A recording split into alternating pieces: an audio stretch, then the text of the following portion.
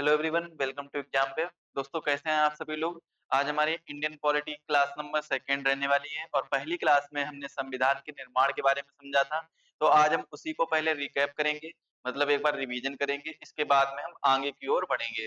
तो आज की क्लास में हमारा जो मेन मुद्दा है वो हम चर्चा करेंगे। सबसे पहले तो हम संविधान के निर्माण का एक बार रिवीजन करेंगे, जो भी मैंने कल समझा था उन सभी चीजों के बारे में आपको बताएंगे। इसके बाद में हम आगे चलेंगे, जो संविधान के स्रोत है उनकी ओर चलेंगे। उसके बाद में हम स्टार्ट करेंगे संविधान के भाग और अनुसूचियों के बारे में। और अगर कोशिश करेंगे आज के ही लेक्चर में आपको प्रस्तावना के बारे में भी समझा दिया जाए। चलिए स्टार्ट करते हैं आज की क्लास को। तो देखिए, सबसे पहले तो आपको मैं बता दूं कि आपका सिलेबस लगभग हर सब्जेक्ट का 90% हो चुका है। जो नहीं हुआ है वो बहुत जल्द पूरा हो जाएगा। कुछ प्रॉब्लम्स की वजह से बहुत देरी हो गई है, लेकिन ज्यादा देरी नहीं करेंगे। आपको 5 से 10 तारीख के बीच में आपका कंप्लीट सिलेबस पूरा करवा दिया जाएगा। चलिए देखिए, सबसे पहले मैंने आपको कल बताया था, संविधान के निर्माण के बारे में चर्चा की थी, जिसमें आपको बताया था 1934 में पहली बार औपचारिक रूप से मानवेंद्र नाथ रॉय ने सबसे पहली बार संविधान सभा की मांग रखी थी। उससे पहले 1895 में एक स्वराज विधेयक आया था, बाल गंगाधर तिलक जी के द्वारा लाया गया था। इस विधेयक के माध्यम से बाल गंगाधर तिलक जी ने क्या किया था, संविधान की मांग की थी। पहली बार किसकी मांग की थी, संविधान की मांग की थी। और इसके बाद में आपको ये सारी चीजें दिख रही होंगी। ये सारी चीजें हमने कल के लेक्चर में डिस्कस कर ली थी। अभी देखिए, यहाँ पर आप समझने का प्रयास करिए कि 1895 में क्या होता है, बाल गंगाधर तिलक के द्वारा अनौपचारिक रूप से संविधान की मांग की गई थी स्वराज विधेयक के माध्यम से। भारत सरकार अधिनियम 1919 आता है। इस अधिनियम के बाद से क्या हुआ हो गया था, विभिन्न तरीके से संवैधानिक सुधारों की मांग की गई। इसके बाद में 1927 में साइमन कमीशन का गठन होता है और संवैधानिक सुधारों का अध्ययन करने के लिए इसका गठन किया जाता है। अगर इसमें कोई भी शामिल भारतीय शामिल नहीं था, इस वजह से इसे क्या कर दिया जाता है, रिजेक्ट कर दिया जाता है। इसे क्या कर दिया जाता है प्यारे भाई, रिजेक्ट कर दिया जाता है, क्योंकि इसमें कोई भी, इसमें क्या है, भारतीय शामिल नहीं था। कोई भी भारतीय शामिल नहीं था, इस वजह से क्या कर दिया जाता है, इसको रिजेक्ट कर दिया जाता है, कोई भी भारतीय शामिल ना होने की वजह से। और इसके जो अध्यक्ष थे, इसके जो चेयरमैन थे, वो कौन थे, chairman sir John Simon. Sir John Simon इसके कौन थे बस भाई, इसके चेयरमैन थे। और इसी साइमन कमीशन की वजह से ही क्या होता है, लाला लाजपत राय जी ने एक आंदोलन भी चलाया था और नारे भी दिए थे, साइमन गो बैक। और उसी की वजह से क्या हो गया, इन पर लाठीचार्ज किया गया था लाला लाजपत राय के ऊपर। और इसके बाद में उनकी मृत्यु भी हो जाती है उसी की वजह से, साइमन कमीशन की वजह से। इसके बाद में 1928 में नेहरू रिपोर्ट आती है। भारत ने नए संविधान की रूपरेखा प्रस्तुत करने का ज्ञापन किया था। और इसके अध्यक्ष कौन होते हैं, मोतीलाल नेहरू। पंडित जवाहरलाल नेहरू जी के पिताजी हैं, वही इनके क्या होते हैं, नेहरू रिपोर्ट के जो अध्यक्ष होते हैं। मतलब नेहरू रिपोर्ट जो पेश की जाती है वो किसके द्वारा पेश की जाती है, मोतीलाल नेहरू जी के द्वारा पेश की जाती है। इसके बाद में संवैधानिक सुधारों पर श्वेत पत्र आता है। इसमें क्या होता है, तीसरा जो गोलमेज सम्मेलन होता है। टोटल गोलमेज सम्मेलन कितने होते हैं, गोलमेज सम्मेलन की अगर हम बात करें तो टोटल 3 गोलमेज सम्मेलन होते हैं। पहला गोलमेज सम्मेलन 1930 में, दूसरा 1931 में और तीसरा होता है 1932 में। तो ये टोटल 3 गोलमेज सम्मेलन होते हैं। इनके बारे में आपने हिस्ट्री में डिटेल से पढ़ा होगा, हिस्ट्री की क्लास में, मॉडर्न हिस्ट्री क्लास में डिटेल से पढ़ा होगा। तो यहाँ पर मैं आपको इनके बारे में नहीं बताने वाला हूँ। यूट्यूब पर आपकी बहुत जल्द एक क्लास आने वाली है जिसमें हम मॉडर्न हिस्ट्री के जो 1895 से लेकर, सॉरी 1885 से डिस्कस करेंगे, ना कि 95 से। 1885 से लेकर 1947 तक की जितनी भी टाइम लाइन है हम कंप्लीट डिस्कस करने वाले हैं। तो आप लोग यूट्यूब चैनल को भी सब्सक्राइब कर लीजिए एक बार, जिन्होंने अभी तक नहीं किया है। संवैधानिक सुधारों पर श्वेत पत्र आता है तीसरे गोलमेज सम्मेलन के बाद। लेकिन इस श्वेत पत्र में भी संविधान सभा के लिए कोई प्रारूप नहीं तैयार किया गया था। तीसरे गोलमेज सम्मेलन के बाद में एक श्वेत पत्र तो जारी किया जाता है, लेकिन उसमें भी कोई भी कॉन्स्टिट्यूएंट असेंबली के लिए कोई प्रारूप या ड्राफ्ट तैयार नहीं किया जाता है। इसके बाद में 1934 में एम एन रॉय के द्वारा पहली बार औपचारिक रूप से संविधान सभा की मांग की गई थी। किसके द्वारा मांग की गई थी, एम एन राय के द्वारा की गई थी। 1934 में ही देखिए और क्या होता है, कांग्रेस कार्य समिति के द्वारा संविधान सभा की मांग की गई और यह पहली बार वयस्क मताधिकार के आधार पर संविधान सभा की स्पष्ट मांग को रखा था। अच्छा, अगर यहाँ पर एक क्वेश्चन ये पूछा जाए कि वयस्क मताधिकार के आधार पर किसने रखा था, तो आप लोग बताएंगे सर जवाहरलाल नेहरू ने रखा था। जवाहरलाल नेहरू ने ये मांग रखी थी वयस्क मताधिकार के आधार पर। और जवाहरलाल नेहरू के द्वारा ये क्या प्रस्तुत किया जाता है, इनके द्वारा प्रस्तुत किया जाता है भाई ऑब्जेक्टिव रिजोल्यूशन। ऑब्जेक्टिव रिजोल्यूशन जिसे हम क्या कहते हैं, उद्देश्य प्रस्ताव कहते हैं। ऑब्जेक्टिव रिजोल्यूशन प्रस्तुत किया जाता है जिसे हम उद्देश्य प्रस्ताव बोलते हैं। उद्देश्य प्रस्ताव। उद्देश्य प्रस्ताव की अगर हम बात करें तो इसके बारे में भी हम आगे चर्चा भी करेंगे। उद्देश्य प्रस्ताव जो है, ये उद्देश्य प्रस्ताव कब प्रस्तुत किया जाता है, 13 दिसंबर 1946 को पेश किया जाता है। 13 दिसंबर 1946 को पेश किया जाता है। स्वीकृति इसको कब मिलती है, 22 जनवरी 1947 को इसको स्वीकृति मिलती है या फिर अडॉप्ट किया जाता है। इसके बाद में भारत सरकार अधिनियम आता है 1935 का। इसमें क्या होता है, अंग्रेजों ने इस अधिनियम के माध्यम से भारतीय आकांक्षाओं को संतुष्ट करने के लिए प्रयत्न किया और लेकिन ये असफल रहे थे। इसके बाद में देखिए क्या होता है, 1940 में अगस्त प्रस्ताव, 1942 में क्रिप्स मिशन आता है। किसके द्वारा लाया जाता है क्रिप्स मिशन, आप लोग नाम याद रखेंगे, कल मैंने बताया था आपको, स्टैफर्ड क्रिप्स के द्वारा लाया जाता है। स्टैफर्ड क्रिप्स के द्वारा क्रिप्स मिशन लाया जाता है।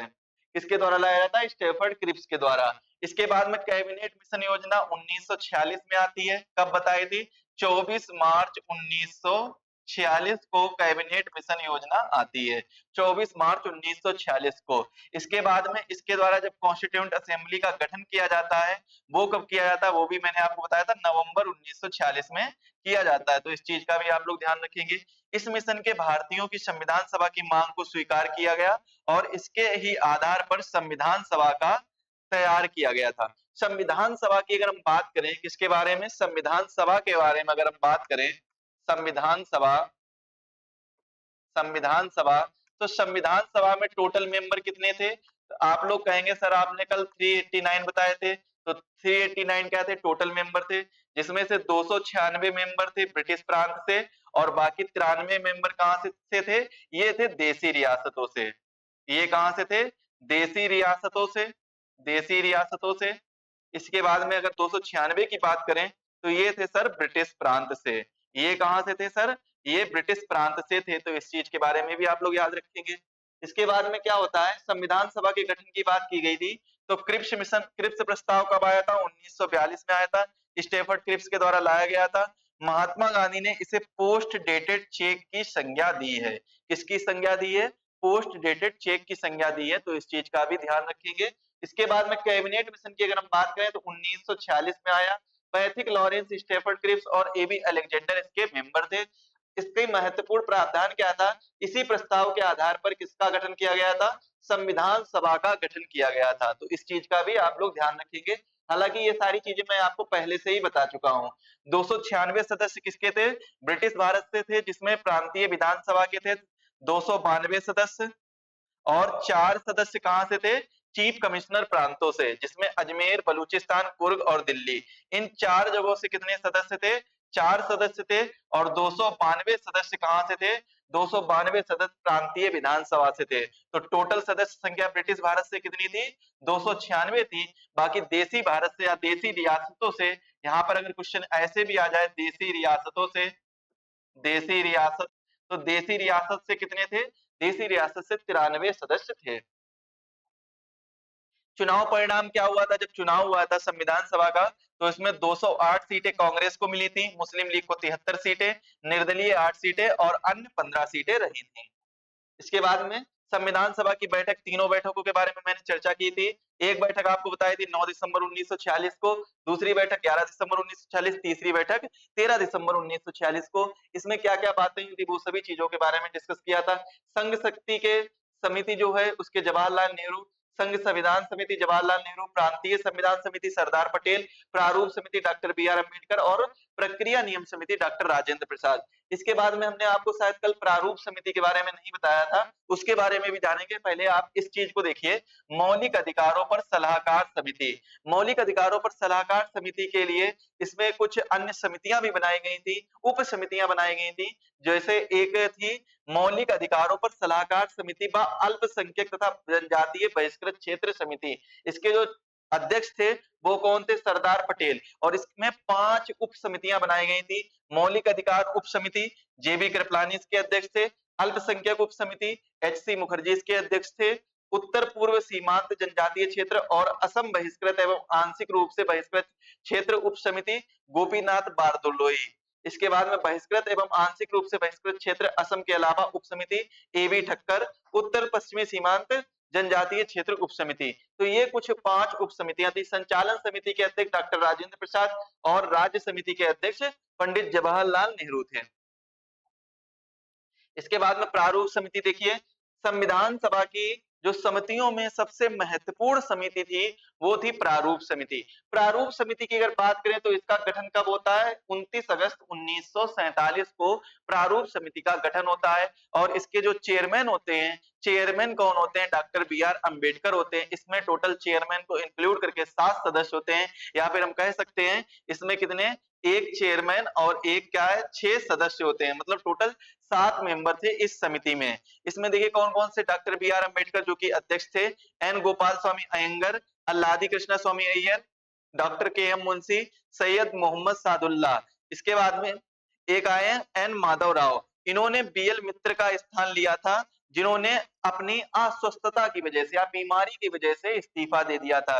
इसके बाद में आए थे एक लास्ट में टीटी कृष्णमाचारी, इन्होंने डीपी खैतान की जगह ली थी, क्योंकि डीपी खैतान की मृत्यु हो गई थी, इसी वजह से इन्होंने डीपी खैतान की जगह ली थी। अब कुछ लघु समितियां भी थी, जैसे कि वित्त एवं कर्मचारी समिति डॉक्टर राजेंद्र प्रसाद, और credential committee Alladi Krishnaswami Ayyar, house committee B Pattabhi Sitaramayya. इसके बाद में ऑर्डर ऑफ बिजनेस कमेटी, इसके अध्यक्ष कौन थे? डॉक्टर के एम मुंशी। राष्ट्रीय ध्वज पर तदर्थ समिति डॉक्टर राजेंद्र प्रसाद इसके अध्यक्ष थे। संविधान सभा के कार्यों पर समिति जीवी मावलंकर। सुप्रीम कोर्ट पर तदर्थ समिति एस बरदाचारी विधानसभा सदस्य। ये विधानसभा सदस्य नहीं थे, लेकिन फिर भी क्या है, सुप्रीम कोर्ट पर तदर्थ समिति थी, तो उसके अध्यक्ष कौन थे? एस बरदाचारी। ये पॉइंट आप लोग याद रखेंगे, ये स्टेटमेंट में पूछा जा सकता है। ये कैसे पूछा जा सकता है? स्टेटमेंट में पूछा जा सकता है। तो इस तरीके के पॉइंट को आप लोग याद रखेंगे। मुख्य आयुक्तों की प्राप्त समिति बी पट्टाभी सीतारमैया। संघ के वित्तीय प्रावधानों पर विशेषज्ञ समिति नलिनी रंजन सरकार। तो ये कौन थी? ये इसके अध्यक्ष थे। इसके बाद में भाषाई प्रांत आयोग एस के यहाँ पर धर कर लीजिएगा, एस के धर विधानसभा सदस्य ये भी नहीं थे। एस के धर भाषाई प्रांत आयोग के जो अध्यक्ष थे। संविधान के प्रारूप की जांच के लिए, जो संविधान का प्रारूप बनकर तैयार हो रहा था, ड्राफ्ट बनकर तैयार हो रहा था, उस ड्राफ्ट की जांच के लिए, इंक्वायरी के लिए अध्यक्ष एक समिति बनाई गई थी, जिसकी अध्यक्षता किसके द्वारा की गई थी? जवाहरलाल नेहरू के द्वारा की गई थी। प्रेस गैलरी समिति उषा नाथ सेन के द्वारा। नागरिकता पर तदर्थ समिति की अध्यक्षता एस बरदाचारी के द्वारा की गई थी, और ये भी विधानसभा के सदस्य नहीं थे, जिसके बारे में तो मैंने आपको पहले ही बताया था। अब देखिए बात करते हैं प्रस्तावना के बारे में। सबसे पहले हम प्रस्तावना के बारे में ही चर्चा कर लेते हैं, इसके बाद में हम आगे देखेंगे किसके बारे में। प्रस्तावना के बाद में हम देख लेंगे, प्रस्तावना पढ़ लेते हैं। प्रस्तावना के बाद में संविधान के भाग और संविधान की अनुसूचियों के बारे में पढ़ेंगे। संविधान के भाग और संविधान की अनुसूचियां, उसके बाद में हम संविधान के स्रोत को भी देख लेंगे।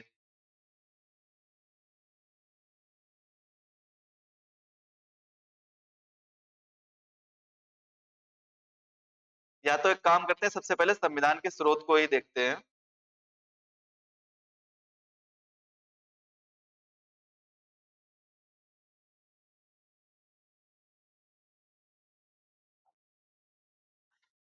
संविधान के स्रोत, देखिए संविधान के जो स्रोत हैं, भारतीय संविधान कई जगह से मिलकर बना है, मतलब कई जगह से लिया गया है। हम ये नहीं कह सकते कि उधार लिया गया है, या फिर हम ये नहीं कह सकते कि चुराया है, बल्कि ये कह सकते हैं कि भारतीय संविधान ने उन चीजों को अपनाया है जहां पर उनको लगा है, भारतीय संविधान निर्माताओं को ये चीज लगी कि वो इस देश के कानून व्यवस्था को सुचारू रूप से चलाने के लिए बहुत ही अच्छी होगी, तो उन सभी चीजों को अपना लिया है। जैसे कि अगर हम बात करें सबसे पहले अमेरिका के संविधान से, तो भारत ने अमेरिका के संविधान से काफी चीजें ली हैं, जिसमें एक सबसे महत्वपूर्ण चीज थी मूल अधिकार, मौलिक अधिकार। मौलिक अधिकारों के बारे में अगर हम बात करें तो फंडामेंटल राइट्स के बारे में, फंडामेंटल राइट्स संविधान के भाग 3 में वर्णित है। अनुच्छेद की अगर बात करें तो अनुच्छेद 12 से 35 तक इनका वर्णन दिया गया है।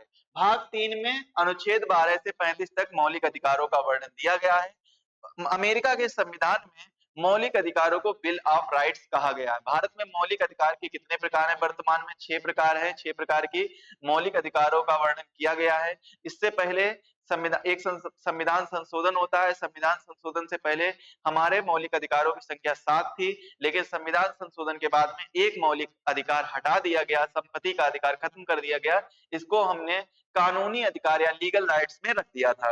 अब देखिए, हम बात करते हैं अमेरिका के संविधान से, तो अमेरिका के संविधान से मूल अधिकार लिए गए हैं, प्रस्तावना ली गई है, न्यायिक पुनरावलोकन लिया गया। एक चीज याद रखिएगा, अभी जब हम आपको प्रस्तावना पढ़ाएंगे तब आपको बताएंगे कि प्रस्तावना जो है, प्रस्तावना प्रस्तावना बेसिकली अमेरिका के संविधान से तो ली गई है, लेकिन प्रस्तावना के कुछ भाग हैं जो, जैसे कि कुछ शब्द है वो रूस के संविधान से लिए गए, फ्रांस के संविधान से लिए गए, और जो भाषा है वो ऑस्ट्रेलिया के संविधान से ली गई है।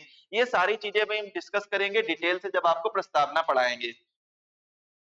न्यायिक पुनरावलोकन की बात करें तो न्यायिक पुनरावलोकन अमेरिका के संविधान से लिया गया है। राष्ट्रपति पर जो महाभियोग की प्रक्रिया चलाई जाती है, महाभियोग की प्रक्रिया राष्ट्रपति पर चलाई जाती है, किस अनुच्छेद के अनुसार? अनुच्छेद 61 के अनुसार महाभियोग की प्रक्रिया चलाई जाती है।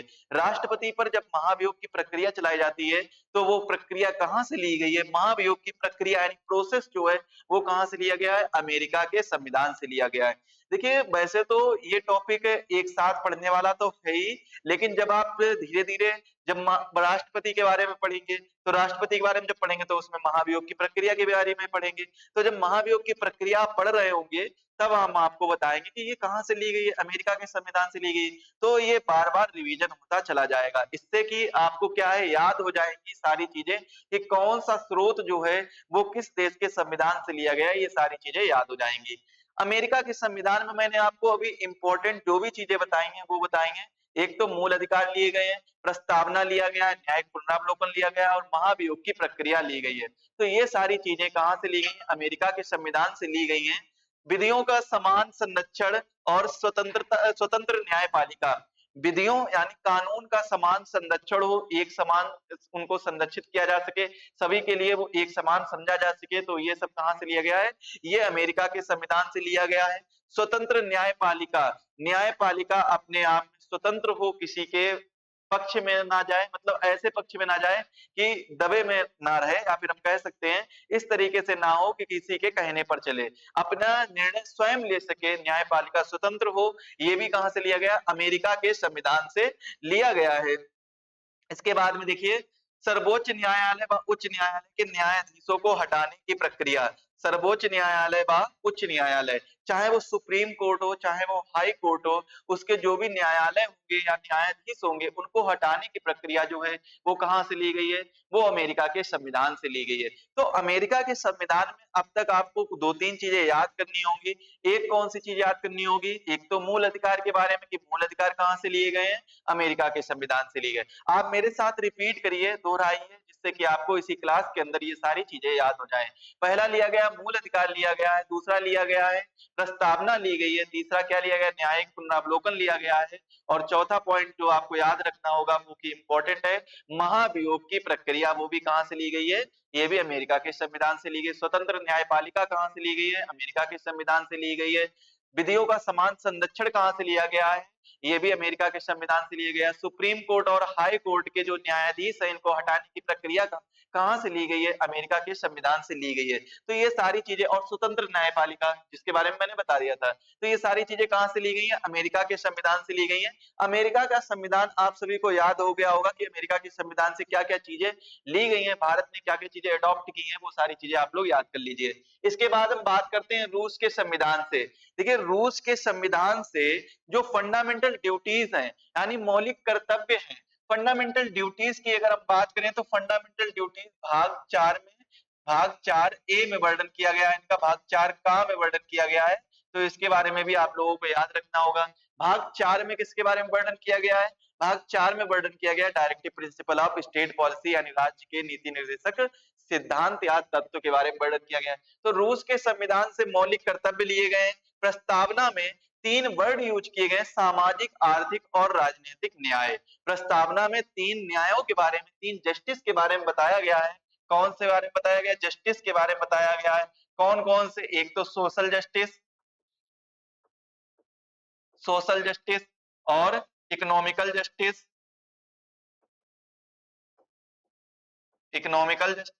और किसके बारे में बताया गया है? और बताया गया पॉलिटिकल जस्टिस यानी सामाजिक, आर्थिक और राजनीतिक न्याय। सोशल जस्टिस, इकोनॉमिकल जस्टिस और पॉलिटिकल जस्टिस, इन 3 न्यायों के बारे में किसमें चर्चा की गई है? इन 3 न्यायों के बारे में प्रियम्बल में या प्रस्तावना में चर्चा की गई है।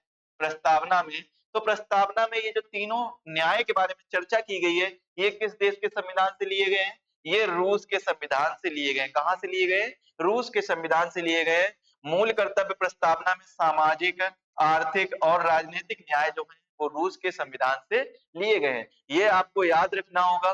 फंडामेंटल ड्यूटीज कहां से लिया गया है? फंडामेंटल ड्यूटीज रूस के संविधान से लिया गया है। प्रस्तावना में जो 3 न्यायों के बारे में चर्चा की गई है, आप लोग इतना याद रखिए, न्याय न्याय की बात है अगर, वो रूस से ली गई है। तो न्याय में जो 3 न्याय हैं, सामाजिक न्याय हो, आर्थिक न्याय हो या राजनीतिक न्याय हो, कहां से लिया गया है? वो लिया गया रूस के संविधान से। अब हम बात करते हैं, देखिए कनाडा के संविधान से क्या क्या चीजें ली गई हैं। कनाडा के संविधान से काफी ज्यादा चीजें ली गई, जैसे कि सशक्त केंद्र के साथ संघात्मक व्यवस्था। तो आपको बस इतना याद रखना होगा, केंद्र के साथ में कैसी व्यवस्था? संघात्मक व्यवस्था। मतलब संघ वाली व्यवस्था जो है वो कहां से ली गई? कनाडा के संविधान से ली गई है। केंद्र राज्यपाल की नियुक्ति, यानी केंद्र किस प्रकार से राज्यपाल की नियुक्ति करेगा, उसकी जो व्यवस्था है वो कहां से ली गई? कनाडा के। अवशिष्ट सूची के विषय पर संसद के कानून बनाने की शक्ति, वो कहां से ली गई? कनाडा के संविधान से। सर्वोच्च न्यायालय का परामर्शी न्याय निर्णय, ये कहां से लिया गया है? कनाडा के संविधान से। ये इंपॉर्टेंट है, एग्जाम में पूछे जाने के इसके चांसेस ज्यादा हैं। तो आप लोग कनाडा के संविधान को बहुत ही बेहतर तरीके से याद करेंगे, जिससे कि आपको कोई भी कंफ्यूजन ना हो। अब हम बात करते हैं ऑस्ट्रेलिया के संविधान से। तो ऑस्ट्रेलिया के संविधान में सबसे इंपॉर्टेंट चीज जो नजर आती है वो क्या आती है? एक तो प्रस्तावना की भाषा ली गई है, दूसरी ली गई है समवर्ती सूची। सूची के बारे में अगर हम बात करें, अभी हम आपको जब हम अनुसूचियां पढ़ाएंगे, शेड्यूल पढ़ाएंगे, तो शेड्यूल में एक 7वें नंबर की शेड्यूल पढ़ाएंगे। 7वें नंबर के शेड्यूल में आपको लिस्ट के बारे में बताया जाएगा। तो लिस्ट में आपको हम 3 प्रकार की लिस्ट के बारे में बताएंगे। एक बताएंगे सेंट्रल लिस्ट, एक बताएंगे स्टेट लिस्ट और एक बताएंगे कंकरेंट लिस्ट। तो जब कंकरेंट लिस्ट जो है यानी समवर्ती सूची जो है, समवर्ती सूची कहां से ली गई है? समवर्ती सूची ऑस्ट्रेलिया के संविधान से ली गई है। समवर्ती सूची का मतलब क्या होता है? जिसमें केंद्र सरकार और राज्य सरकार दोनों मिलकर इन विषयों पर कानून बनाती है, वो समवर्ती सूची के विषय होते हैं, उन पर मिलकर कानून बनाते हैं।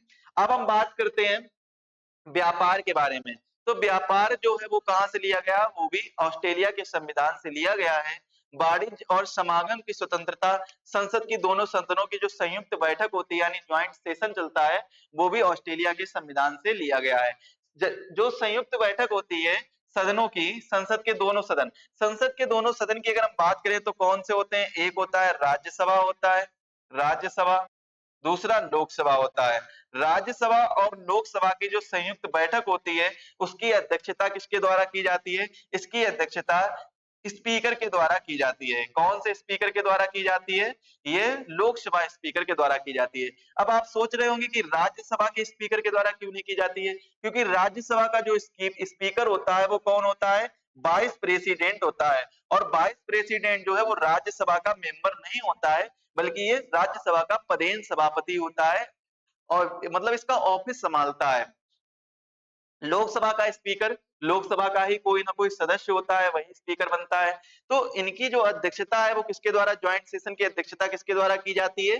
ज्वाइंट सेशन की अध्यक्षता जो है वो स्पीकर के द्वारा की जाती है। अभी इनके बारे में हम आपको डिटेल से पढ़ाएंगे। अभी जो हमारा मेन टॉपिक चल रहा है वो क्या चल रहा है? संविधान के स्रोत। तो संविधान के स्रोत में मैंने बताया ऑस्ट्रेलिया के संविधान से समवर्ती सूची, व्यापार, वाणिज्य और समागम की स्वतंत्रता, संसद के दोनों सदनों की संयुक्त बैठक, ये कहां से ली गई है? ऑस्ट्रेलिया के संविधान से ली गई है। एक चीज आप लोग और नोट करेंगे, प्रस्तावना की भाषा, प्रस्तावना की प्रस्तावना की भाषा जो है वो कहां से ली गई है? वो भी ऑस्ट्रेलिया के संविधान से ली गई है। अब हम बात करते हैं दक्षिण अफ्रीका के संविधान से। साउथ अफ्रीका के संविधान से एक महत्वपूर्ण चीज ली गई है, वो लिया गया संविधान संशोधन की शक्ति। संविधान संशोधन की शक्ति या प्रक्रिया के बारे में अगर हम बात करें तो किस अनुच्छेद में वर्णन है? इसका अनुच्छेद 368 में वर्णन किया गया है। संविधान संशोधन की प्रक्रिया जो है वो कौन से देश के संविधान से ली गई? दक्षिण अफ्रीका के संविधान से ली गई है। राज्यसभा का सदस्यों का निर्वाचन, राज्यसभा के सदस्यों का निर्वाचन किस प्रकार से होगा, इनका प्रोसेस क्या होगा, राज्यसभा में कितनी सीट्स होंगी, ये सभी चीजें कहां से ली गई हैं? दक्षिण अफ्रीका के संविधान से ली गई हैं। अब हम बात करते हैं फ्रांस के संविधान से। तो फ्रांस के संविधान से भारतीय प्रस्तावना में कुछ शब्द लिए गए हैं, जो कि कौन कौन से शब्द हैं? गणतंत्रात्मक ढांचा, स्वतंत्रता, समता और बंधुता के आदर्श। गणतंत्रात्मक, स्वतंत्रता, समता और बंधुता, ये शब्द जो है वो कहां से लिए गए हैं? वो फ्रांस के संविधान से लिए गए हैं। भारतीय संविधान ने फ्रांस के संविधान से इन शब्दों का ग्रहण, इन शब्दों को अडॉप्ट किया है फ्रांस के संविधान से। कौन कौन से? या तो गणतंत्रात्मक ढांचे की बात करें, स्वतंत्रता की बात करें, समता की बात करें और बंधुता के आदर्श की बात करें, तो ये सभी कहां से लिए गए हैं?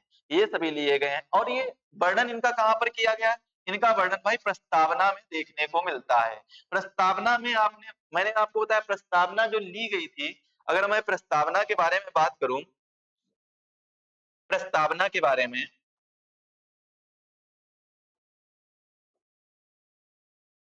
प्रस्तावना के बारे में, प्रस्तावना कहां से ली गई थी?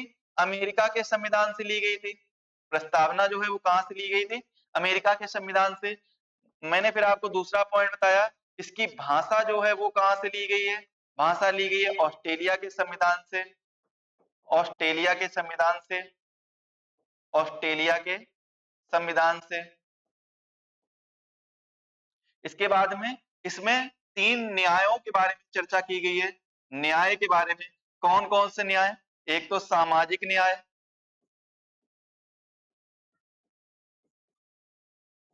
आर्थिक न्याय,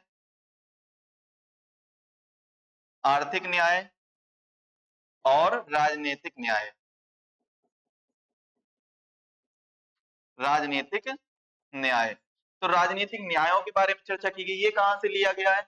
ये चीजें ली गई हैं, ये लिया गया। फिर यहाँ पर लिख लीजिए आप लोग, ये जो न्याय लिए गए वो रूस के संविधान से लिए गए। कहां से लिए गए? रूस के संविधान से। इसके बाद में अगर हम इसमें बात करें, गणतंत्रात्मक ढांचा, गणतंत्रात्मक ढांचा,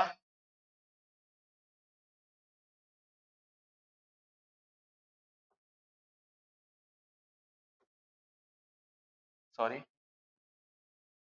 गणतंत्रात्मक ढांचा और क्या चीज? समता, स्वतंत्रता और बंधुता के आदर्श, बंधुता के आदर्श। ये सब कहां से लिए गए हैं? ये सब लिए गए हैं फ्रांस के संविधान से। ये सब कहां से लिए गए हैं? फ्रांस के संविधान से। तो ये प्रस्तावना जो दी गई है, प्रस्तावना में देखिए प्रस्तावना के जो सोर्सेस हैं वो कहां कहां से देखने को मिलते हैं। ऑस्ट्रेलिया प्रस्तावना जो है वो किसका माना जाता है? अमेरिका के संविधान से माना जाता है। प्रस्तावना कहां से लिया गया? अमेरिका के संविधान से। प्रस्तावना की जो भाषा है वो ऑस्ट्रेलिया के संविधान से। प्रस्तावना में जो वर्ड वर्णित किए गए हैं, शब्द वर्णित किए गए हैं, वो कहां कहां से लिए गए, उनके बारे में भी मैंने आपको डिटेल से बता दिया है। आप देखिए आगे,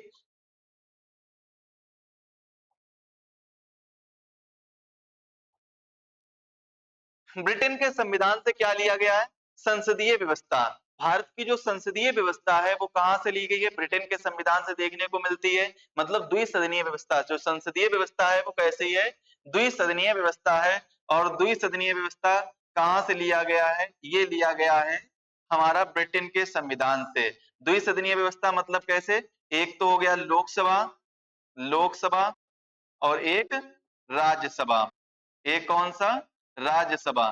तो ये दो सदनीय व्यवस्था जो है वो कहां से लिया गया है? ब्रिटेन के संविधान से लिया गया है। राज्याध्यक्ष का प्रतीकात्मक या नाममात्र का महत्व, जो राष्ट्राध्यक्ष होगा या राज्याध्यक्ष, राज्याध्यक्ष का मतलब यहाँ पर आप लोग कह लीजिए या फिर आप कह सकते हैं प्रेसिडेंट। प्रेसिडेंट, प्रेसिडेंट जो है वो उसका कैसा प्रतीकात्मक या नाम मात्र का महत्व होगा। विधायी प्रक्रिया वो कहां से ली गई है? ब्रिटेन के संविधान से। एकल नागरिकता, हमारे भारत में कैसी नागरिकता है? एकल नागरिकता देखने को मिलती है। नागरिकता के बारे में यानी सिटीजनशिप के बारे में अगर हम चर्चा करें, सिटीजनशिप इसके बारे में भी अभी हम आपको पढ़ाएंगे। तो अनुच्छेद 5 से 11 तक इसका वर्णन किया गया है। पार्ट की बात करें, भाग की बात करें तो भाग 2 में इसका वर्णन किया गया है। मंत्रिमंडल प्रणाली ली गई है वो कहां से ली गई? ब्रिटेन के संविधान से ली गई है। परमाधिकार रिटेन और संसदीय विशेषाधिकार, द्विसदनात्मक विशेषता, विधि द्वारा स्थापित प्रक्रिया, ये सब कहां से ली गई है? देखिए विधियों का समान संरक्षण जो है वो कहां से लिया गया है? अमेरिका के संविधान से। लेकिन विधि, जो विधि द्वारा स्थापित प्रक्रिया है वो कहां से ली गई? ब्रिटेन के संविधान से। इसके बारे में भी आपको जब मौलिक अधिकार पढ़ाएंगे तब हम आपको डिटेल से बताएंगे कि मौलिक अधिकार में क्या क्या चीजें, ये जो विधि, विधियों का समान संरक्षण और विधि द्वारा स्थापित प्रक्रिया जो है उनका अंतर क्या होता है और ये कहां कहां से ली गई है, तब भी आपको रिवीजन कराएंगे। अब हम बात करते हैं आयरलैंड के संविधान से। तो आयरलैंड के संविधान से एक बहुत ही महत्वपूर्ण चीज अडॉप्ट की गई है, वो किए गए राज्य के नीति निर्देशक सिद्धांत। राज्य के नीति निर्देशक सिद्धांत जिनका वर्णन कहां से कहां तक किया गया है? राज्य के नीति निर्देशक सिद्धांत का वर्णन अनुच्छेद 36 से 51 तक किया गया है। भाग की बात करें तो पार्ट 4 में इनका वर्णन किया गया है। कहां पर किया गया है? पार्ट 4 में इनका वर्णन किया गया है। राष्ट्रपति की निर्वाचन पद्धति, राष्ट्रपति का निर्वाचन किस प्रकार से होगा? कौन सी पद्धति के द्वारा राष्ट्रपति का निर्वाचन होगा? कौन कौन वोट कर सकेंगे, कौन कौन वोट नहीं कर सकेंगे? वो सारी चीजें कहां से ली गई हैं? आयरलैंड के संविधान से ली गई हैं। और साथ ही साथ में राज्यसभा के लिए सदस्यों का नामांकन, राज्यसभा के जो सदस्य होंगे उसमें कौन कौन अपना नामांकन कर सकते हैं, तो वो सारी चीजें भी, नामांकन के लिए जो भी विधि या प्रक्रिया है वो कहां से लिया गया है? वो हमारा आयरलैंड के संविधान से लिया गया है। अब हम बात करते हैं जर्मनी के संविधान से। जर्मनी के संविधान से आपातकाल के समय में मूल अधिकारों का स्थगन। आपने अभी तक जो भी पढ़ा होगा, क्या पढ़ा होगा कि इमरजेंसी प्रोविजन है, जो इमरजेंसी प्रोविजन, इमरजेंसी प्रोविजन कहां से लिए गए हैं? इमरजेंसी प्रोविजन, इमरजेंसी प्रोविजन जो लिए गए हैं वो लिए गए हैं 1935 के एक्ट से। कहां से लिए गए हैं? 1935 के एक्ट से लिए गए हैं। ये चीज आप लोग याद रखिएगा। लेकिन इमरजेंसी प्रोविजन के बारे में अगर हम बात करें तो अनुच्छेद 352, 356 और 360 के अंतर्गत आता है, जिसमें 352 में नेशनल इमरजेंसी, 356 में स्टेट इमरजेंसी और 360 में फाइनेंशियल इमरजेंसी आती है। तो ये तीनों इमरजेंसी, नेशनल इमरजेंसी यानी राष्ट्रीय आपातकाल के दौरान जो फंडामेंटल राइट्स हटाए जाते हैं, फंडामेंटल राइट्स का एवोल्यूशन होता है, हटाए जाते हैं, निरस्त किए जाते हैं, उनका जो स्थगन होता है वो कहां से लिया गया है? वो लिया गया है जर्मनी के कॉन्स्टिट्यूशन से। मतलब मूल अधिकारों का जो स्थगन होगा आपातकाल के समय में वो जर्मनी से लिया गया है। जबकि आपातकाल की अगर हम बात करें तो आपातकाल कहां से लिया गया है? आपातकाल 1935 के एक्ट से लिया गया है। जो 1935 का एक्ट था वहां से आपातकाल लिया गया है। इसके बाद में भारत शासन अधिनियम 1935। भारत शासन अधिनियम 1935 से बहुत ज्यादा चीजें अडॉप्ट की गई भारतीय संविधान के द्वारा, जिसमें से सबसे महत्वपूर्ण आता है संघीय व्यवस्था, राज्यपाल का कार्यालय, न्यायपालिका का ढांचा, लोक सेवा आयोग, आपातकालीन उपबंध, शक्तियों के वितरण की 3 सूचियां। जो शक्तियों के वितरण की जो 3 सूचियां हैं, किन किन 3 सूचियों में विभाजित किया जाएगा, वो सारी चीजें कहां कब से ली गई है? 1935 का जो अधिनियम आया था भारत शासन अधिनियम, उसके द्वारा ये सारी चीजें ली गई थी। और भी बहुत सी चीजें ली गई थी, उनके बारे में भी हम चर्चा करेंगे। जापान की बात करें तो विधि द्वारा स्थापित प्रक्रिया जापान के संविधान से ली गई थी। तो ये जितने भी मैंने आपको अभी तक चीजें बताई ये क्या थे? संविधान के स्रोत थे। जो भी अभी तक मैंने चर्चा किया है वो क्या था? संविधान के स्रोत थे, संविधान के स्रोत। अब देखिए हम बात करते हैं संविधान की अनुसूचियों के बारे में। अब किसके बारे में बात करेंगे? संविधान की अनुसूचियों के बारे में। अगर हम संविधान की अनुसूचियों के बारे में बताएं आपको, संविधान की अनुसूचियां, हेडिंग डाल लीजिए आप लोग, संविधान की अनुसूचियां।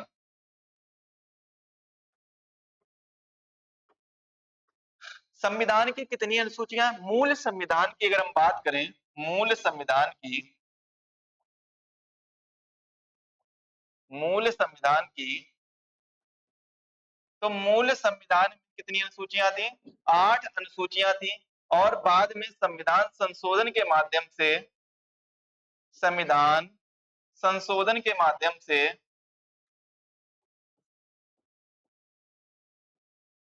माध्यम से 4 अनुसूचियां और जोड़ी गई। 4 अनुसूचियां जोड़ी गई।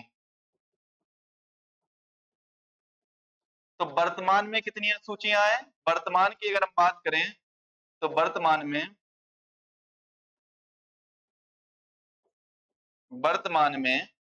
12 अनुसूचियां हैं। वर्तमान में कितनी अनुसूचियां हैं? 12 अनुसूचियां हैं। इनके बारे में हम एक एक करके डिटेल से डिस्कस करते हैं कि कौन सी अनुसूचियों में क्या क्या बातें कही गई हैं, किस अनुसूची में क्या क्या प्रावधान दिए गए हैं।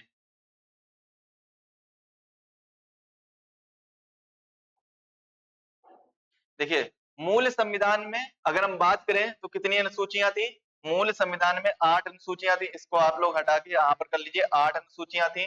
और इसके बाद में वर्तमान में अगर अनुसूचियों की बात करें तो वर्तमान में अनुसूचियों की संख्या कितनी है? वर्तमान में अनुसूचियों की संख्या 12 है। वर्तमान में 12 है, मूल संविधान में 8 थी। कौन कौन सी अनुसूचियां हैं जो संविधान संशोधन के माध्यम से जोड़ी गई थी? एक तो 9वीं अनुसूची, इसके बाद में 10वीं अनुसूची, 11वीं अनुसूची और 12वीं अनुसूची। 9वीं अनुसूची में किससे संबंधित है? 9वीं अनुसूची भूमि सुधार से संबंधित है। 10वीं अनुसूची एंटी डिफेक्शन लॉ या दल बदल कानून से संबंधित है। 11वीं अनुसूची पंचायत से संबंधित है और 12वीं अनुसूची न्यायपालिका से संबंधित है। 11वीं अनुसूची किससे संबंधित है? पंचायत से संबंधित है और 12वीं अनुसूची न्यायपालिका से संबंधित है। अगर हम 9वीं अनुसूची की बात करें तो भारतीय संविधान का जो पहला संविधान संशोधन हुआ था, यानी 1951 में जो संशोधन हुआ था, उस संशोधन के माध्यम से लैंड रिफॉर्म यानी भूमि सुधार जो 9वीं अनुसूची के रूप में जोड़ा गया था। इसके बाद में 10वीं अनुसूची कब जोड़ी गई थी? 10वीं अनुसूची 52वें संविधान संशोधन के द्वारा 1985 में जोड़ी गई थी। कब जोड़ी गई थी भाई? 52वें संविधान के द्वारा 1985 में जोड़ी गई थी। इस चीज का आप लोग ध्यान रखेंगे। इसके बाद में 11वीं अनुसूची की बात करें तो 11वीं अनुसूची 73वें संविधान संशोधन के द्वारा, जिसमें किसका वर्णन दिया गया है? इसमें आप लोग लिख लीजिए, 9वीं अनुसूची में किसका वर्णन दिया गया है? भूमि सुधार का वर्णन दिया गया है।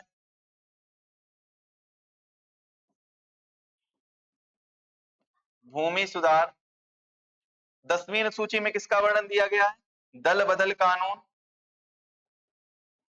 दल बदल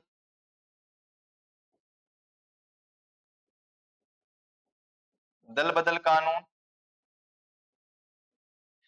11वीं अनुसूची में पंचायत और 12वीं अनुसूची में न्यायपालिका, सॉरी,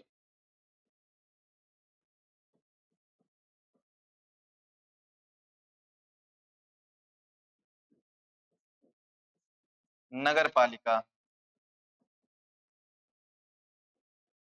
12वीं अनुसूची में किसके बारे में? नगर पालिका के बारे में बताया गया है। 11वीं अनुसूची 73वें संविधान संशोधन 1992 के द्वारा और 12वीं अनुसूची 74वें संविधान संशोधन 1992 के द्वारा जोड़ी गई थी। अब देखिए हम एक एक अनुसूची के बारे में चर्चा करते हैं। सबसे पहले हम बात करते हैं प्रथम अनुसूची यानी पहली अनुसूची के बारे में।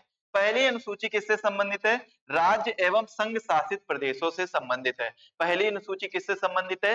राज्य एवं संघ शासित प्रदेशों से संबंधित है। दूसरी अनुसूची महत्वपूर्ण पदाधिकारी के वेतन से संबंधित है कि कौन कौन से जो पदाधिकारी हैं, जो ऑफिसर है, या फिर हम कह सकते हैं जो पद धारण करते हैं, चाहे वो राष्ट्रपति हो, प्रधानमंत्री हो, लोकसभा का सदस्य हो, तो उनको कितना वेतन मिलेगा, किस प्रकार से वेतन दिया जाएगा, कहां से वेतन दिया जाएगा, वो सभी किससे संबंधित है? दूसरी अनुसूची से। तीसरी अनुसूची में महत्वपूर्ण पदाधिकारी की शपथ से संबंधित है। जैसे राष्ट्रपति की शपथ किसमें होती है? अनुच्छेद 60 के द्वारा, उपराष्ट्रपति अनुच्छेद 69 के द्वारा, राज्यपाल अनुच्छेद 159 के द्वारा। चौथी अनुसूची राज्यसभा के सीटों का बंटवारा। राज्यसभा का सीटों का बंटवारा किस प्रकार से होगा, कहां-कहां पर कितनी सीटें दी जाएंगी, किस राज्य में कितनी सीटें होंगी, उन सभी चीजों का बंटवारा चौथी अनुसूची से संबंधित है।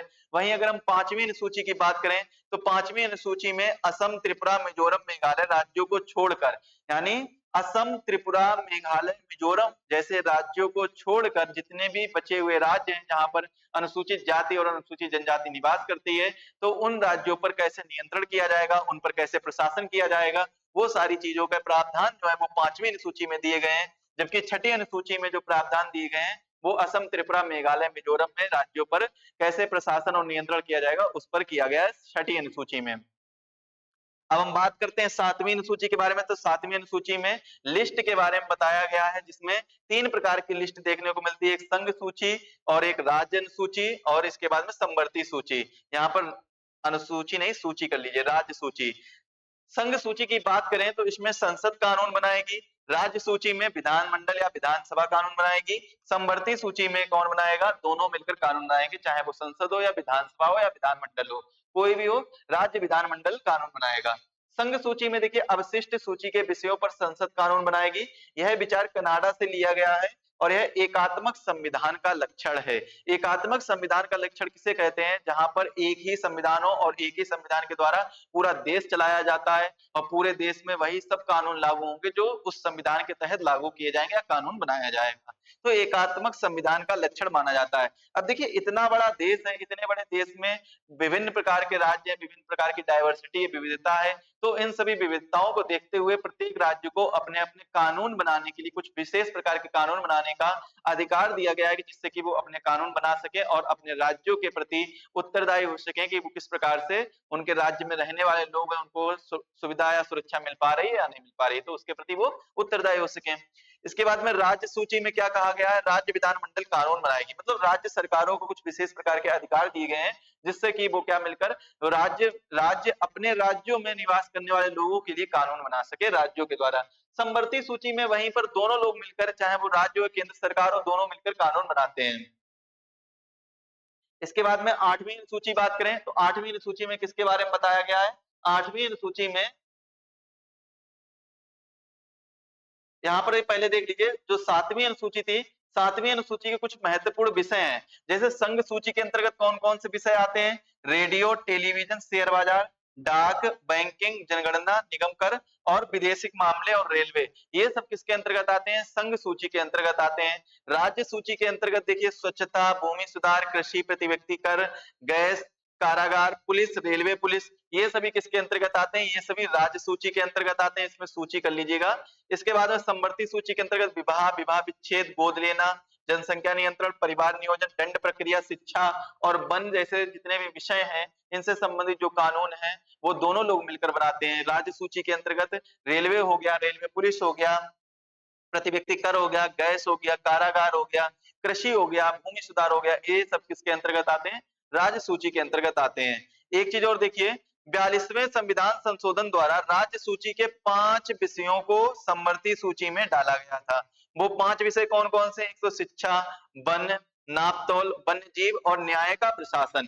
इन 5 विषयों को कहां से हटाकर, इन 5 विषयों को राज्य सूची के 5 विषयों को किसमें रख दिया गया था, समवर्ती सूची में रख दिया गया था। ये 5 विषय किसमें पहुंच गए थे, समवर्ती सूची में पहुंच गए थे। इसके बाद में हम 8वीं अनुसूची के बारे में देखेंगे। 8वीं अनुसूची जो है वो भाषा से संबंधित है। मूल संविधान में हमारी जो भाषाएं थी वो कितनी थी, 14 भाषाएं थी।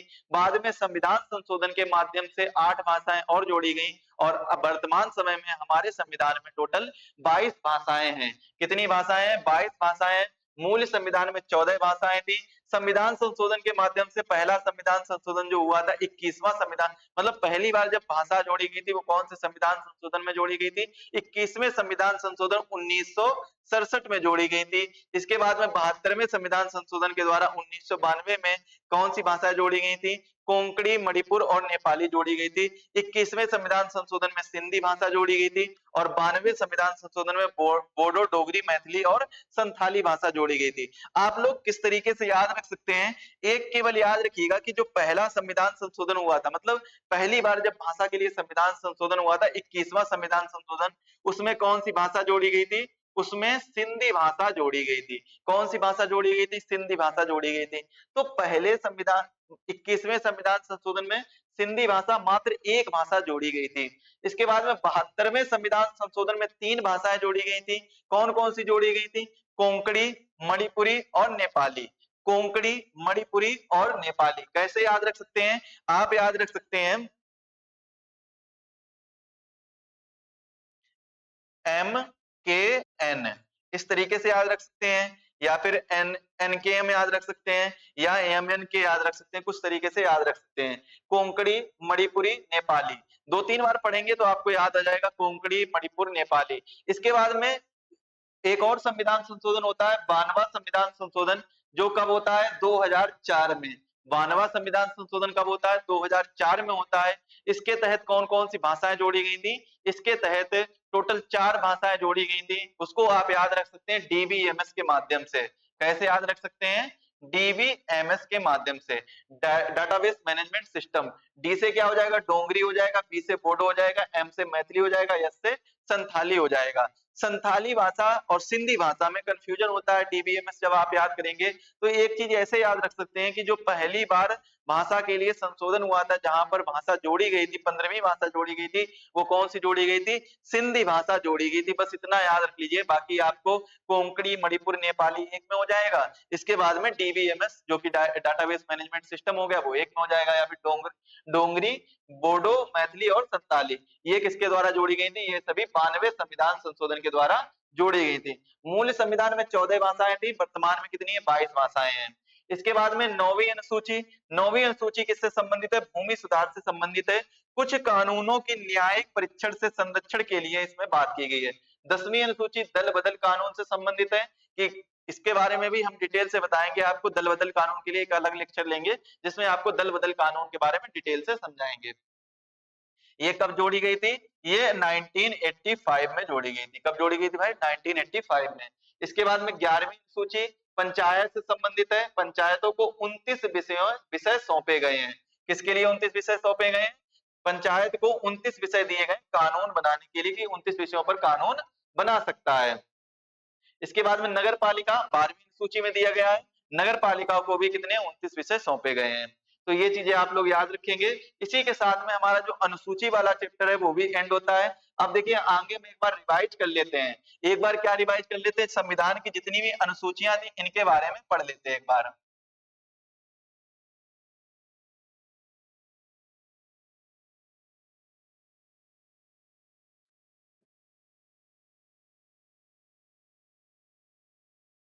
संविधान की अनुसूचियां। तो संविधान की जो पहली अनुसूची थी वो हमने आपको बताया है यूनियन के बारे में। जितना मैं आपको लिख के बता रहा हूँ, जितने वर्ड लिख रहा हूँ, बस आप लोग उतना ही याद करिएगा, जिससे आपको एक बेसिक आइडिया लग जाएगा। दूसरी किसके बारे में बताई थी? दूसरी सैलरी के बारे में बताई थी। तीसरी किसके बारे में बताई थी? ओथ के बारे में, यानी शपथ के बारे में बताई थी। शपथ या फिर अफर्मेशन, ओथ एंड अफर्मेशन कर लीजिए, ओथ एंड अफर्मेशन। चौथी किसके बारे में बताई थी? राज्यसभा की सीट्स के बारे में बताई थी। सीट्स ऑफ राज्यसभा, राज्यसभा की सीट्स का कैसे आवंटन होगा उसके बारे में चर्चा की थी। इसके बाद में पांचवी अनुसूची कौन सी बताई थी?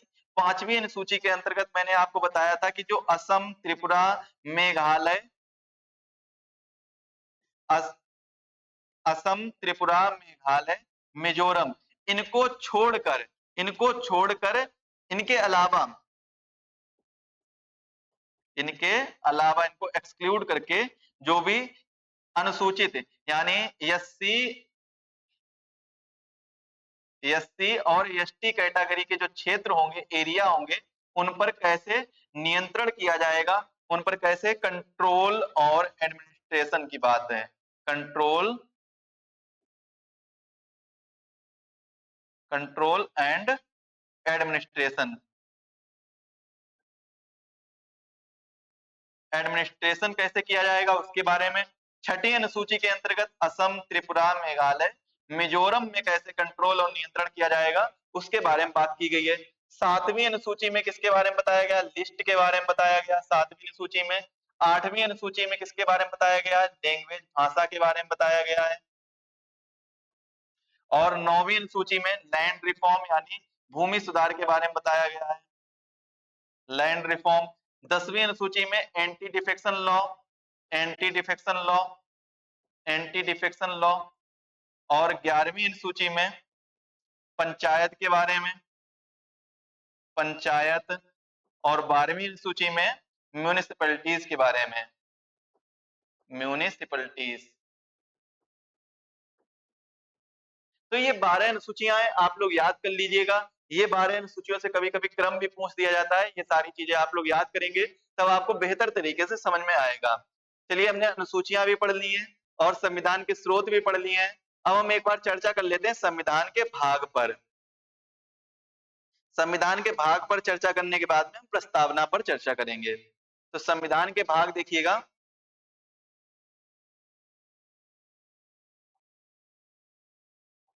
हाँ, देखिए, संविधान की अगर हम बात करें तो भारत के मूल संविधान में टोटल 22 भाग थे। वर्तमान में अगर हम भागों के बारे में बात करें तो वर्तमान में भागों की संख्या 25 है। भारत के मूल संविधान में कितने भाग थे? 22 भाग थे। वर्तमान में भागों की संख्या कितनी है? 25 है। तो देखिए, सबसे पहले हम बात करते हैं मूल संविधान के अलावा जो संशोधन के माध्यम से भाग जोड़े गए हैं वो कौन कौन से जोड़े गए हैं। एक तो जोड़ा गया भाग 4 का। भाग 4 का में क्या है? 42वें संविधान संशोधन के माध्यम से 1976 में जोड़ा गया था। इसमें किसके बारे में चर्चा की गई है? फंडामेंटल ड्यूटीज के बारे में बताया गया है। इसके बाद में भाग जोड़ा गया भाग 9 का। 9 का में देखिए 74वें संविधान संशोधन में 1992 में से जोड़ा गया था। 9 खा जोड़ा गया है। इसके बाद में 9 खा में क्या जोड़ा गया था? एक तो 9 खा में क्या जोड़ा गया था? म्यूनिसिपैलिटीज। और 9 खा में क्या जोड़ा गया था? 9 खा में जोड़ा गया था कोऑपरेटिव सोसाइटी यानी सहकारी समितियां। इसमें क्या जोड़ा गया था? नगर पालिका, नगर पालिका, नगर पालिका। और इसमें जोड़ा गया था सहकारी समितियां, सहकारी समितियां। ये इंपॉर्टेंट है तीनों, ये आप तीनों बहुत ही अच्छे तरीके से याद करेंगे, बहुत ज्यादा इंपॉर्टेंट है। इसके बाद में भाग 14 का, ये 42वें संविधान संशोधन 1976 के द्वारा इन्हें जोड़ा गया था। अब चलिए हम एक एक के बारे में डिटेल से डिस्कस करते हैं कि कौन कौन से संविधान के भाग हैं। अब आप सोच रहे होंगे कि मूल संविधान में भाग कितने थे? 22 थे, 4 जोड़ दिए गए हैं तो यहाँ पर 26 होने चाहिए। आप बता रहे सर कि मूल संविधान अब वर्तमान में 25 है, तो एक भाग जो 7 नंबर का भाग है उसे हटाया भी तो गया है, उसे डिलीट भी तो किया गया है। चलिए भाग 1 में देखते हैं। भाग 1 में किसके बारे में वर्णन किया गया है? भारत संघ एवं उसका राज्य क्षेत्र, जो कि अनुच्छेद 1 से 4 तक वर्णन करता है। भाग 2 में किसके बारे में वर्णन किया गया? नागरिकता के बारे में वर्णन किया गया, अनुच्छेद 5 से 11 तक। भाग 3 में किसके बारे में वर्णन किया गया है? मौलिक अधिकारों के बारे में वर्णन किया गया है, अनुच्छेद 12 से 35 तक। भाग 4 में राज्य के नीति सिद्धांत के बारे में वर्णन किया गया है, अनुच्छेद 36 से 51 तक। इसके बाद भाग 4 का में मौलिक कर्तव्यों के बारे में वर्णन किया गया, अनुच्छेद 51 ए में।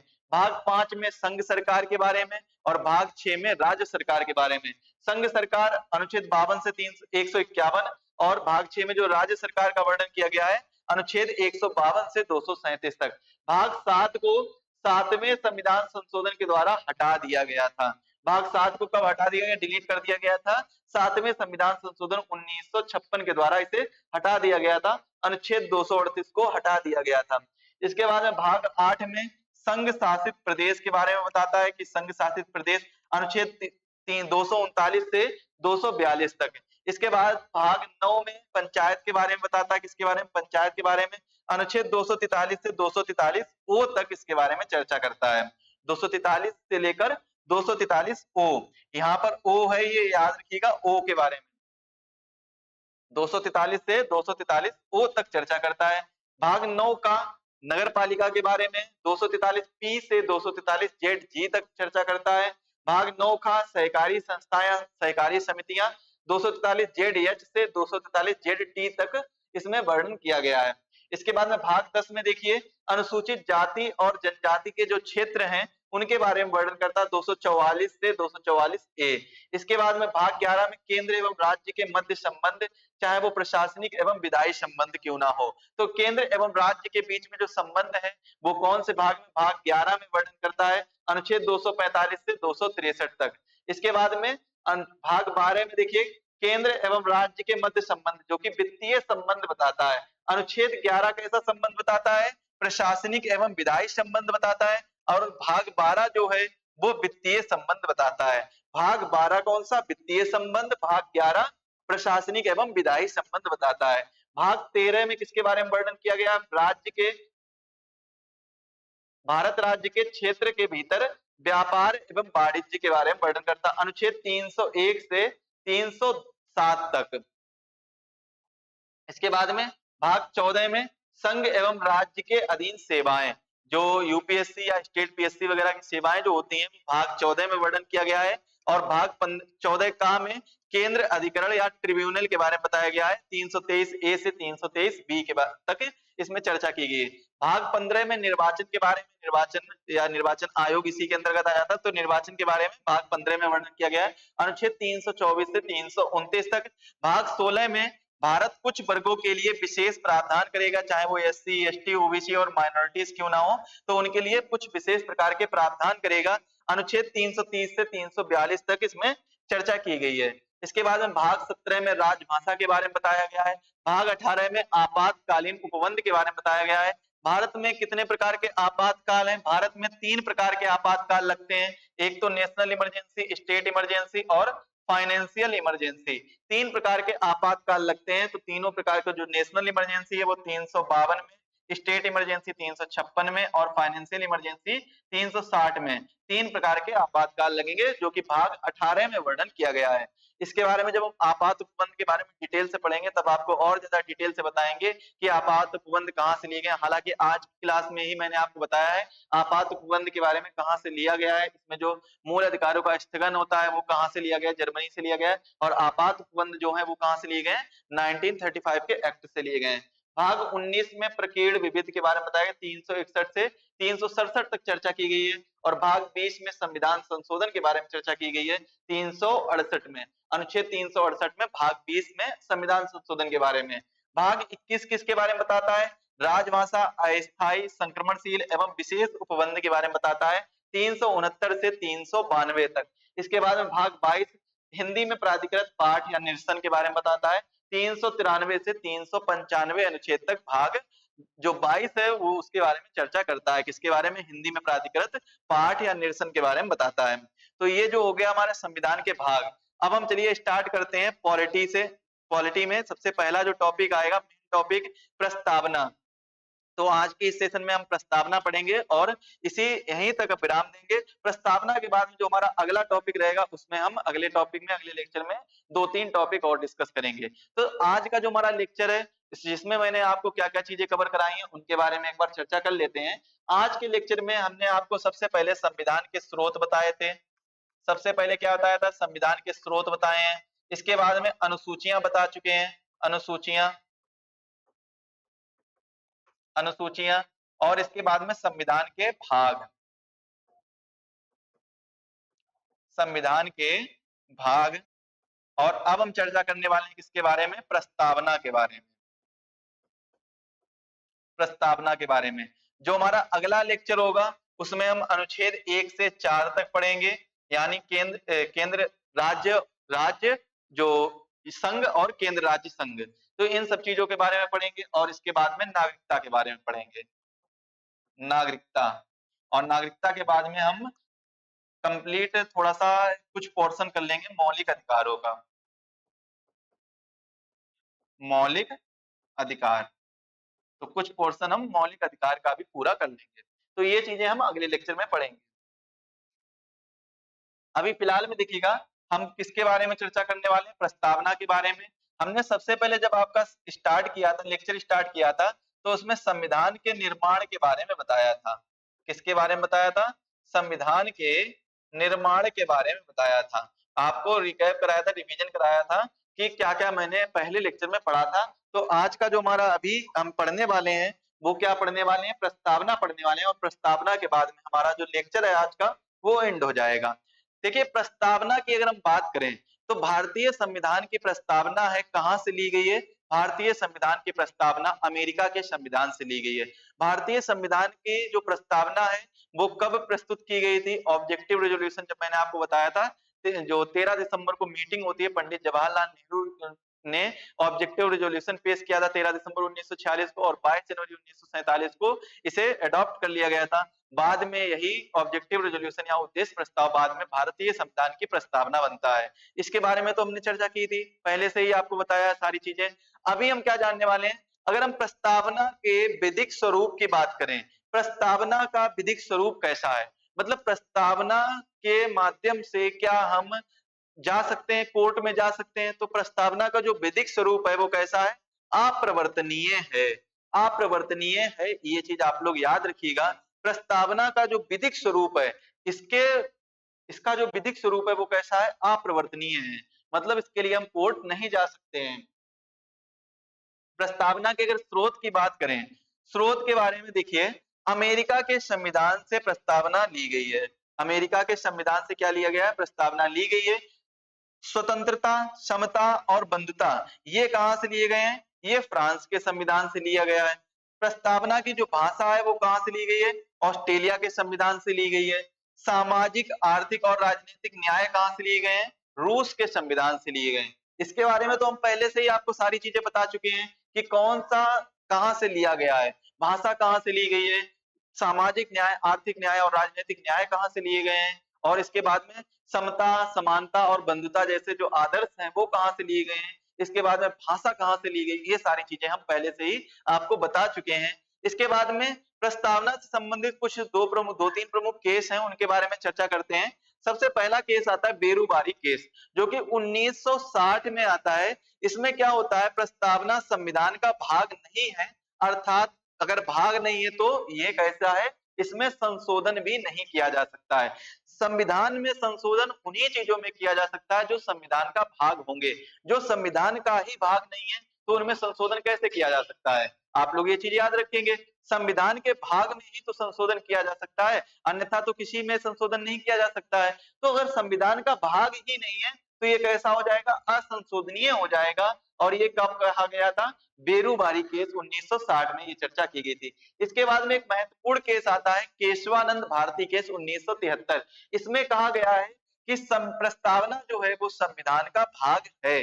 प्रस्तावना जो है वो कैसा भाग है, संविधान का भाग है, अर्थात जब संविधान का भाग है तो इसमें संशोधन भी किया जा सकता है। और जब संशोधन किया जा सकता है तो प्रस्तावना में अब तक केवल एक बार संशोधन हुआ है, वो कौन सा संविधान संशोधन हुआ है, 42वां संविधान संशोधन 1976 में हुआ है।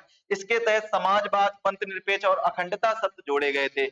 यूपी पीसीएस एग्जाम में इस बार ये पूछा गया था। यूपी पीसीएस का जो प्री एग्जाम हुआ था अभी 2025 में, कब हुआ था भाई, 12 अक्टूबर को हुआ था। तो 12 अक्टूबर के एग्जाम में ये सब पूछे गए थे, समाजवाद, पंथ निरपेक्ष और अखंडता शब्द जैसे ये शब्द कौन से संविधान संशोधन के द्वारा जोड़े गए थे, वो शब्द पूछा गया था।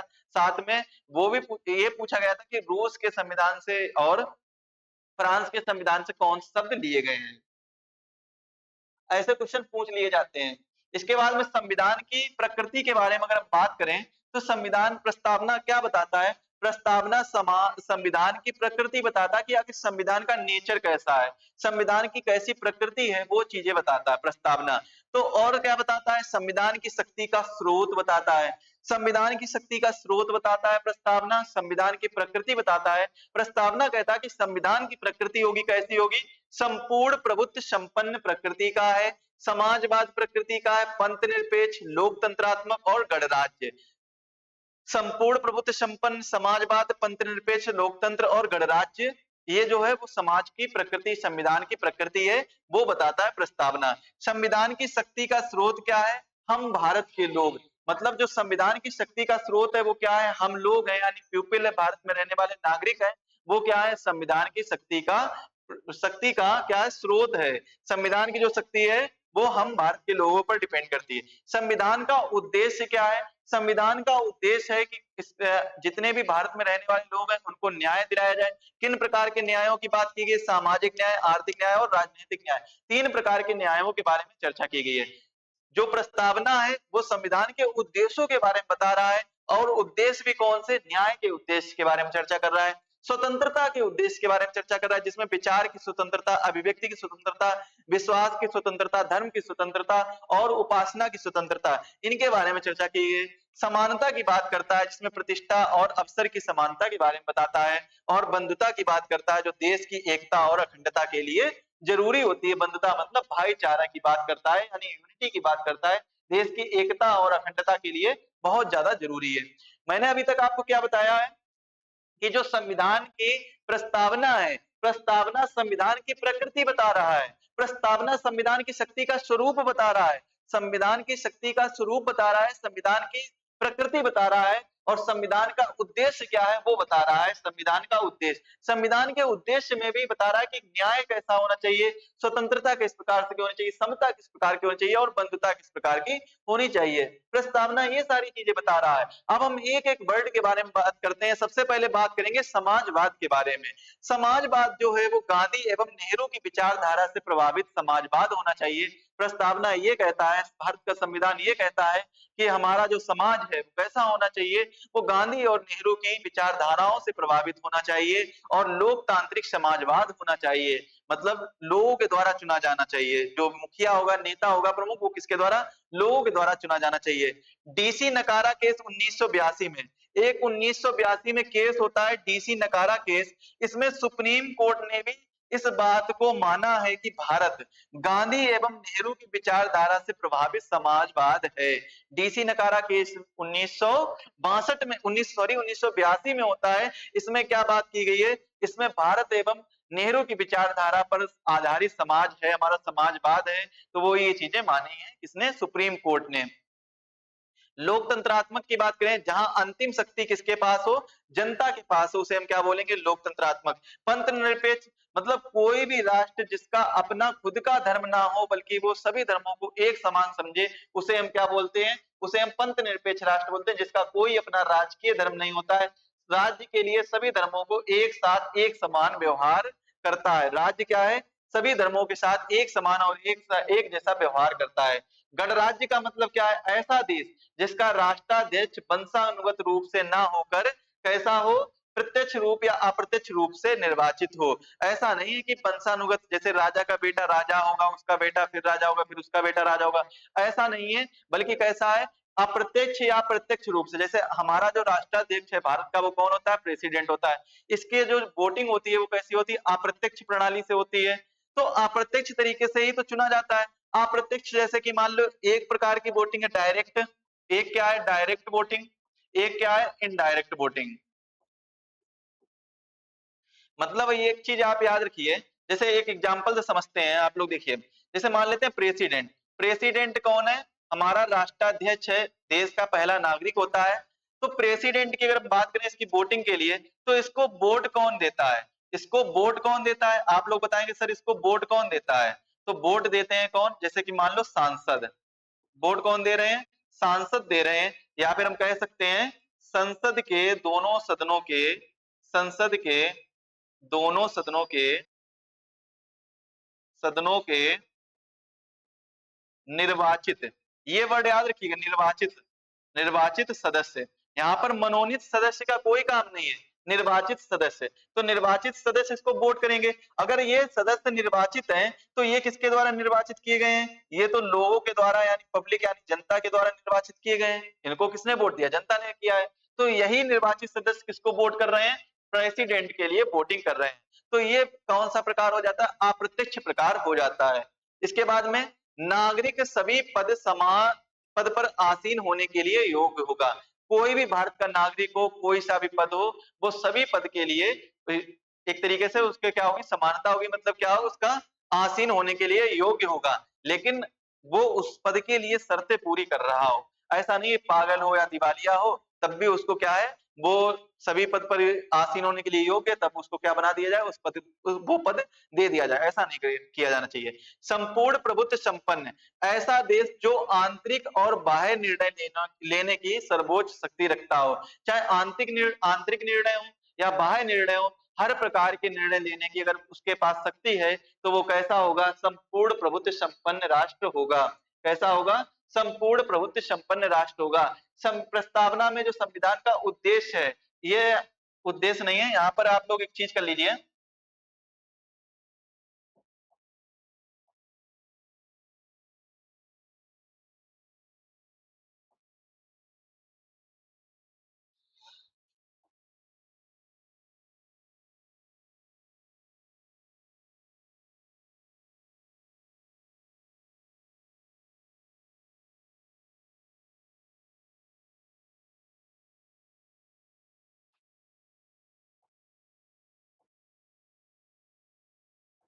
अब देखिए, जो प्रस्तावना में कुछ लोगों ने अपनी बातें कही प्रस्तावना को लेकर, जैसे एन ए पालकीवाला।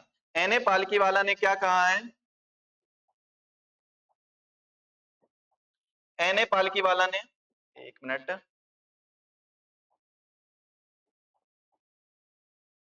हाँ जी, एन ए पालकीवाला ने प्रस्तावना संविधान का परिचय पत्र है, आइडेंटिटी कार्ड बोला है। प्रस्तावना क्या बोला है एन ए पालकीवाला ने?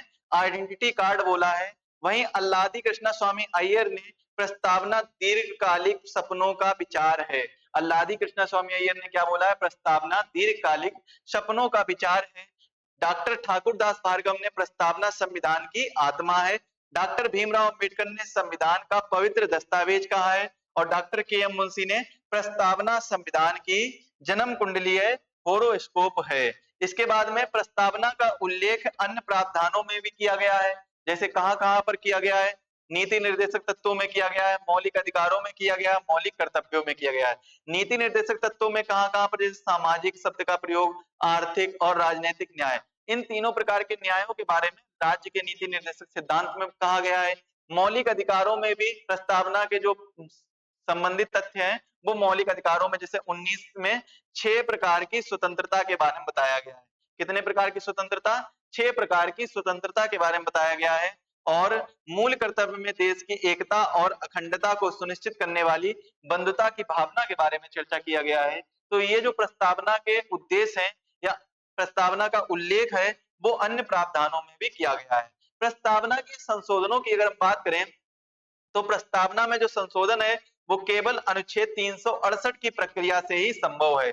साधारण बहुमत से ये संभव नहीं है कि साधारण बहुमत से इसमें संशोधन कर दिया जाए, ऐसा नहीं हो सकता है। केवल अनुच्छेद 368 की जो प्रक्रिया होगी उसी के माध्यम से क्या होगा? संविधान की प्रस्तावना में संशोधन हो सकता है। संसद और राज्य विधानमंडल, संसद और राज्य विधानमंडल के कानूनों पर प्रस्तावना का क्या प्रभाव पड़ता है? प्रस्तावना में लिखे गए शब्द संसद और राज्य विधानमंडल के कानूनों को ओवरराइड नहीं कर सकते हैं। क्या कर सकते हैं? प्रस्तावना में जो लिखे गए शब्द हैं वो चाहे संसद के द्वारा कानून बनाए गए हो या राज्य विधानमंडल के द्वारा कानून बनाए गए हैं, वो उनको ओवरराइड नहीं कर सकते हैं। मतलब संसद कोई भी कानून बना दे या राज्य विधानमंडल कोई भी कानून बना दे, और अगर वो ऐसा हो रहा है कि प्रस्तावना में दिए गए शब्द, जैसे न्याय की बात कर ले, सामाजिक न्याय, आर्थिक न्याय, राजनीतिक न्याय को अगर वो ओवरलैप करना चाहते हैं, ओवरराइड करना चाहते हैं, मतलब उनके अलावा अपना एक नया अधिकार क्षेत्र बनाना चाहते हैं वो शब्द, तो वो शब्द उनको ओवरराइड नहीं कर सकते हैं। वो शब्द न्याय वैसे ही रहेंगे जैसे कि प्रस्तावना में बताया गया है। तो आज के लेक्चर के लिए बस हम इतना ही रखते हैं। अभी तक जो भी हमने चीजें पढ़ी हैं एक बार हम आपको बता दे रहे हैं कि हमने क्या क्या अभी तक पढ़ लिया है। तो सबसे पहले तो हमने आपको संविधान के निर्माण के बारे में बताया था, उसका रिवीजन कराया था जो कल की क्लास में लिया था। इसके बाद में स्रोत के बारे में, अनुसूचियों के बारे में, संविधान के भाग के बारे में और संविधान की प्रस्तावना के बारे में, ये सभी चीजों के बारे में हमने आपको आज के इस लेक्चर में बताया है। कल के लेक्चर में हम और भी कई चीजें डिस्कस करने वाले हैं, जैसे कि भाग 1 के बारे में डिस्कस करेंगे, यूनियन एंड इट्स टेरिटरी के बारे में डिस्कस करेंगे, साथ में नागरिकता के बारे में डिस्कस करेंगे और मौलिक अधिकार को भी स्टार्ट कर देंगे। और कुछ बेसिक पार्ट है वो मौलिक अधिकार के बारे में हम कल के लेक्चर में पढ़ लेंगे। इसके बाद में मौलिक अधिकार और फंडामेंटल ड्यूटीज के बारे में एक लेक्चर में, और directive principle of state policy को एक लेक्चर में कवर कर लेंगे। आज के लेक्चर के लिए बस इतना ही रखते हैं, मिलेंगे अगले लेक्चर में, तब तक के लिए आप सभी को धन्यवाद। आज का लेक्चर में कैसा लगा आप सभी लोग कमेंट में जरूर बताएं, और आपको कोई भी प्रॉब्लम है तो आप नंबर पर कांटेक्ट कर सकते हैं। हमारा जो नंबर है वो है 9648043168। इस पर आप लोग कांटेक्ट करके आप लोग अपनी परेशानी, जो समस्या है या फिर कुछ भी है वो रेज कर सकते हैं। तो इस नंबर पर आप लोग कांटेक्ट कर लीजिएगा।